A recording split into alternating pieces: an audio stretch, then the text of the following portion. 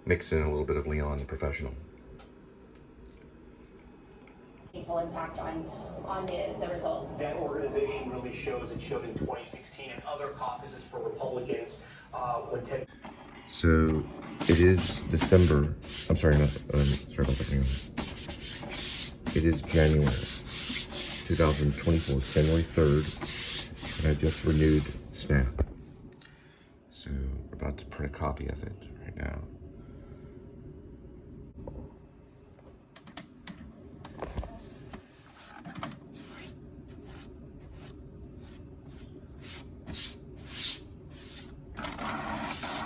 All right, so we printed a copy of the renewal for Snap for 2024.